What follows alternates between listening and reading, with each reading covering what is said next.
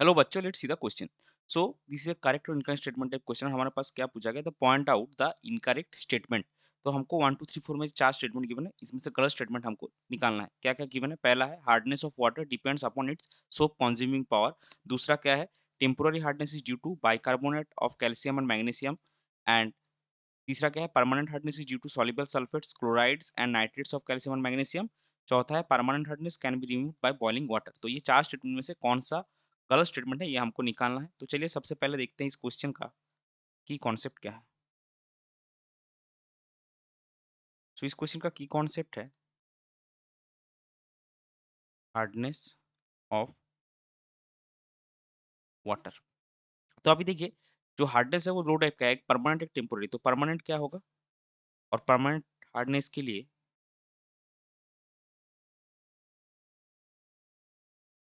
Permanent hardness जो है this is due to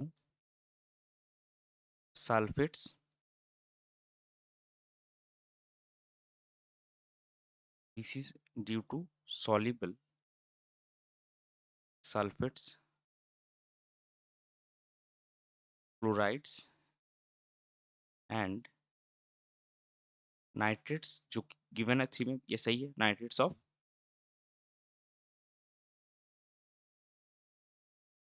calcium and magnesium. और जो टेम्पोररी हार्डनेस है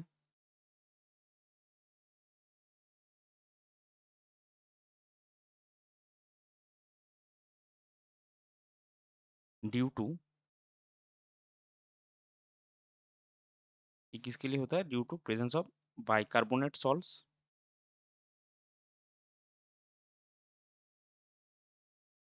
ऑफ कैल्शियम एंड मैग्नीशियम। तो जो ऑप्शन 2 और 3 में स्टेटमेंट हमारा है, ये सही है।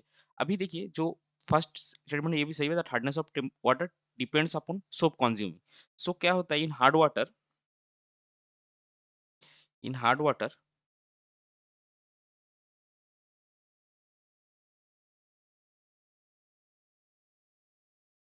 Calcium and magnesium ions react with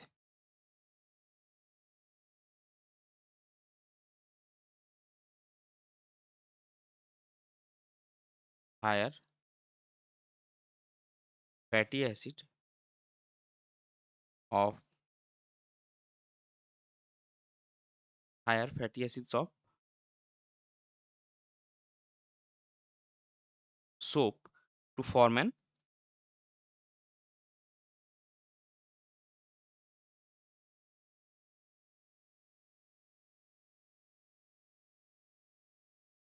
insoluble gelatinous curd।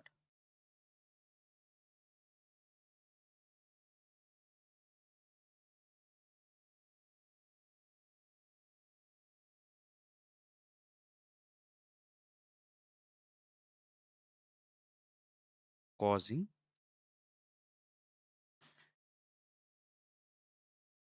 waste of the soap.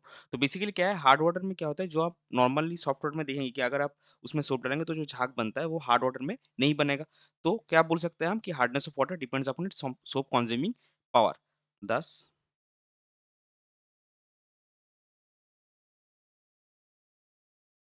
Hardness of water depends upon its soap consuming power.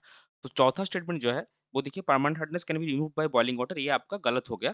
Permanent hardness जो है वो बॉइलिंग से आप रिमूव नहीं कर सकते।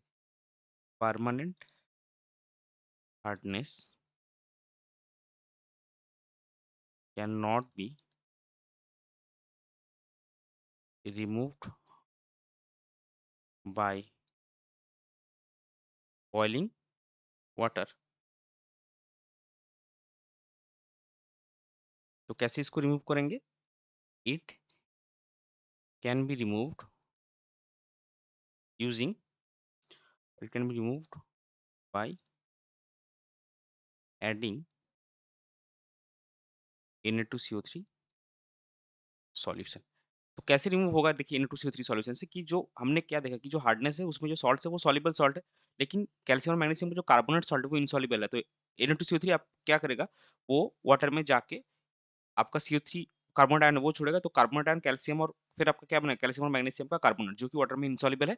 तो वो कैल्शियम और मैग्नीशियम आयन जो है वो कार्बोनेट सॉल्ट के फॉर्म में आपका प्रेसिपिटेट कर जाएगा वाटर से और आपका हार्डनेस जो है वो रिमूव हो जाएगा। तो परमानेंट हार्डनेस जो उसको बॉइलिंग वाटर से बॉयल करके रिमूव नहीं कर सकते जो कि स्टेटमेंट 4 में गिवन है तो ये आपका गलत हो गया। सो इस पर्टिकुलर क्वेश्चन के लिए आपका करेक्ट फाइनल आंसर हो जाएगा option 4 that is permanent hardness can be removed by boiling water is an incorrect statement. I hope you understood it well. Best of luck. Thank you.